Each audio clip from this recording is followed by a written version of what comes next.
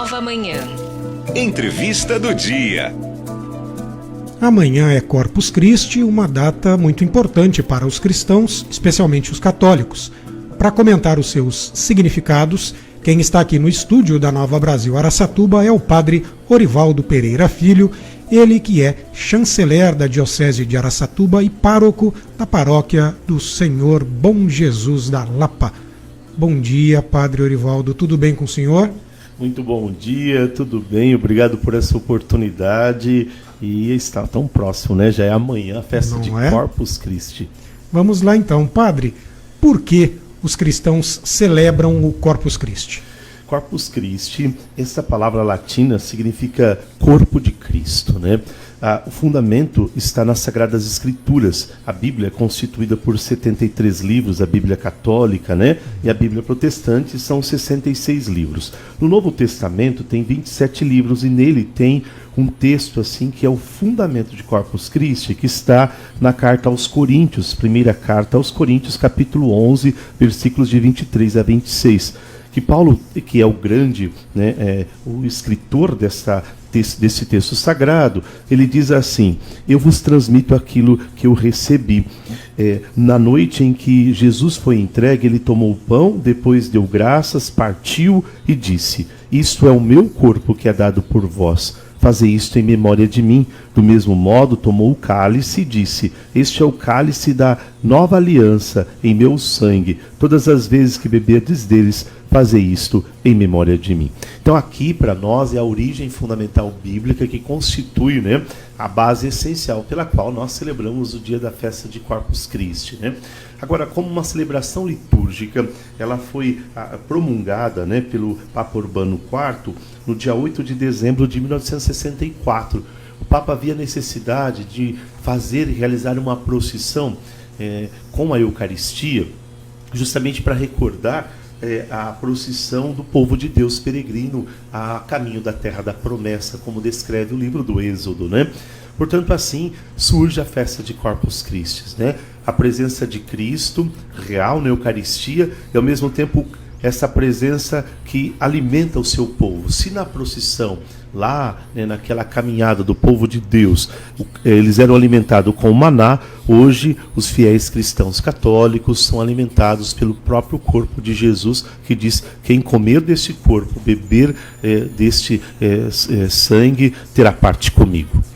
Padre, eu tenho uma curiosidade particular. Creio que grande parte das pessoas que não têm esse conhecimento podem se questionar. Embora neste ano nós não tenhamos a procissão com aqueles tradicionais tapetes, de onde veio a tradição de confeccionar os tapetes? A procissão de Corpus Christi, tal como nesse modelo que a gente vê hoje, ela surge na Bélgica, né? A ideia era assim: quando passa alguém, se reveste de atenção àquela pessoa que passa, né? E Cristo, né, Jesus na Eucaristia, a presença real, a ideia é que tudo que a gente pudesse fazer de melhor para acolher a sua passagem, e aí surgem, primeiro, inicialmente, a procissão se jogava tecidos de um lado do outro, para demonstrar que seria aquele o caminho a ser percorrido, sinalizando aquele percurso, né?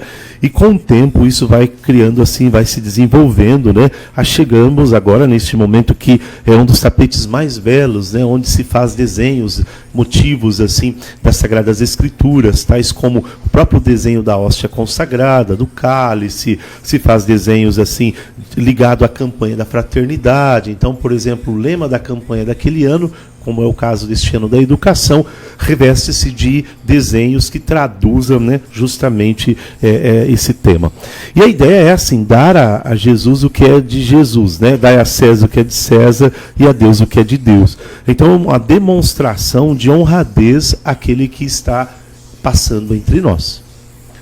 E neste ano é bom que a gente deixe claro, não haverá por conta do recrudescimento da pandemia, então a igreja decidiu não promover aglomeração, é isso, né? Isso.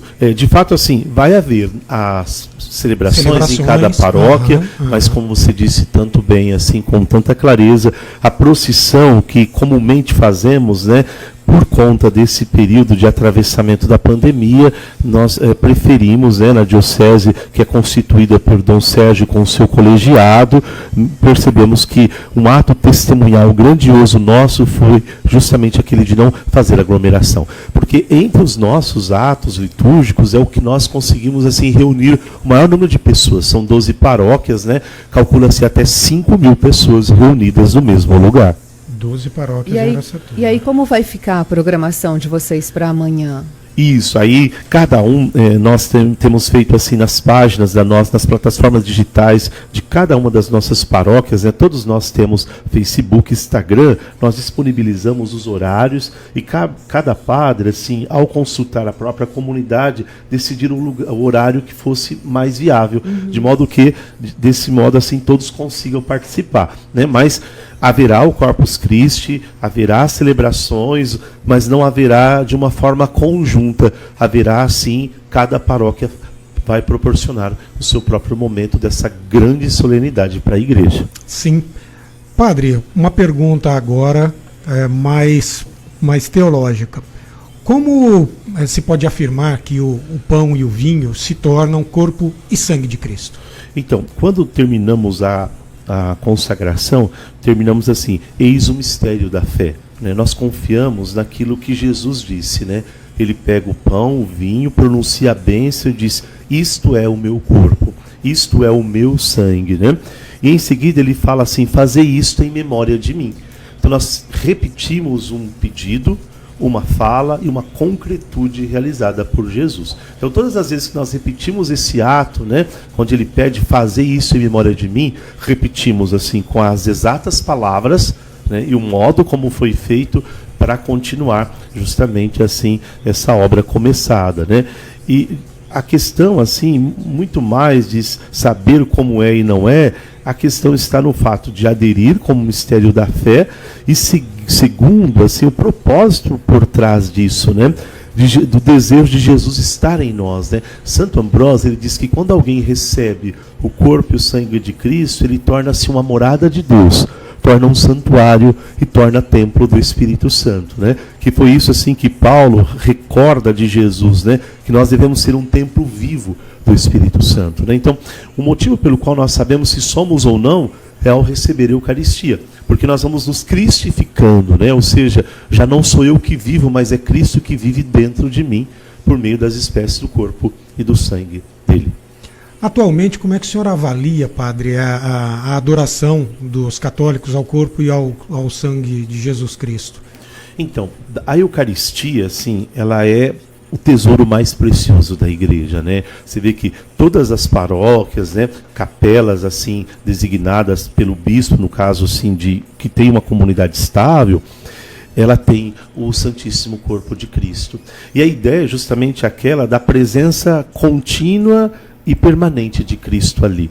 E o que é muito interessante nesse sentido é ver que em todas as igrejas católicas, está ali para nós. Algumas pessoas dizem: padre, mas a igreja é rica, De fato é mesmo. O tesouro da igreja é Cristo, A nossa riqueza. Então, nós temos no fundo, assim, por trás de toda essa palavra de Cristo, a presença contínua dele entre nós. Então eu sinto assim que este é a identidade católica, Nós estamos falando daquilo que é o princípio fundamental pela qual todas as coisas existem, Cristo, Jesus, é a centralidade da fé católica. Eu queria fazer uma pergunta. O senhor falou, da presença constante de Jesus conosco, E está na Bíblia, Jesus fala: onde estiver um ou mais, eu estarei. Essa presença constante a gente precisa realmente vivenciá-la. Pode ser na questão da prece, eu sozinha na minha casa. Eu vi um vídeo essa semana que assim colocaram uma pessoa, maquiaram, colocaram Jesus ali numa cadeira e levaram várias pessoas, cada um no seu momento, com os olhos vendados. Então a pessoa não sabia para onde ela estava indo. Aí a pessoa senta na cadeira, meu olho enxergado, em frente a essa pessoa que estava ali vestido de Jesus. E aí fala, na hora que tira a máscara, o que você falaria para ele? Então, eu achei muito lindo, né? As pessoas se emocionaram. Muitas não estavam esperando ter Jesus na frente ali. Então, eu peguei isso para mim, assim, de uma forma, assim, na minha casa, né? Todos os dias. Não vejo materialmente, mas o que eu falo para ele todos os dias? Nesse tumulto da vida, nessa correria, né? Como nós podemos ter essa presença constante além da igreja? Exatamente, a vida de oração, né? A vida de entrega, a vida de confiança, né? É segurar nas mãos de Deus mesmo, nas mãos de Jesus cada instante, né? É interessante, assim, algumas pessoas dizem, padre, mas é válida a oração que eu faço lá em casa, né? Eu tenho que vir à igreja. É muito interessante isso, com certeza a oração nossa, feita com fé, ela chega aos céus, aos altares, ao trono de Deus, né? Agora, quando eu insiro a igreja, eu já não penso só mais em mim na minha oração, mas eu penso no outro. Eu estava vendo assim essa dimensão da igreja, né? Quantas atitudes agora estamos fazendo a campanha do agasalho, estamos levando a chocolatada para as pessoas que estão precisando nas ruas, sopa quente, né? Se eu tivesse sozinho, eu não conseguiria, mas junto a gente se torna muito mais forte, né? Então a comunidade, ela é justamente assim, aquela comunidade no propósito do bem comum, né? Nós unimos nossos corações. O que me toca muito profundamente ver na igreja aquela multidão diante do altar, né? E a gente rezando um pelo outro, né? Pessoas tão diferentes, né? Seja do ponto de vista da estatura, seja do ponto de vista do poder aquisitivo, mas Deus não vê a aparência, mas o coração daqueles que ali se encontram, né? Então eles foram tocados. Eu sempre digo a eles, olha, vocês vir à igreja é um ato assim de profunda confiança em Deus, né? Você vem rezar por aquilo que você traz no coração, mas você permite que o outro também seja colocado dentro do seu coração, e junto nós formamos um povo de Deus a caminho da salvação, né? É como se todos nós falamos, olha, vamos juntos nesta direção. Então você tem o seu propósito e o meu propósito, nós unimos nossos propósitos num caminho que é a santidade, a salvação, o céu como destinação para nós. Nossa, muito bom. Padre, nas redes sociais aqui a gente tem um bom dia para o senhor, da Fátima Florentino, dizendo, Padre Orivaldo, um ser de luz. E eu gostaria então de encerrar a entrevista lembrando que a programação de Corpus Christi está, como o Padre Orivaldo disse, nas redes sociais, aí nas mídias das paróquias, das 12 paróquias de Araçatuba, mas também tem o site da Diocese de Araçatuba.com.br. A primeira notícia, a matéria de capa, está lá, os horários das missas da solenidade de Corpus Christi em toda a Diocese de Araçatuba. E também, salvo engano, a Diocese também tem mídias sociais, né? Afinal, a Igreja Católica, ao menos aqui na região de Araçatuba, está conectada. Olha lá, ó. Diocese de Araçatuba tem a fanpage dela nas mídias sociais, então estão ali também todos os horários das solenidades de Corpus Christi nas paróquias da Diocese. Padre Orivaldo, muito obrigado pela participação do senhor. O senhor quer dizer mais alguma coisa? Eu queria agradecê-los, né, por essa oportunidade, pela acolhida, pelo carinho também, e dizer que eu ouço esse programa e me alegra muito as informações assim que são necessárias, precisas, assim, autênticas e claras, né? E uma multidão da nossa paróquia e das paróquias da nossa cidade escuta com alegria esse programa que é tão instrutivo e essencial para nós. Muito obrigado e bom trabalho para vocês. Obrigada. Obrigado, senhor. Bom trabalho, bom dia. Bom dia.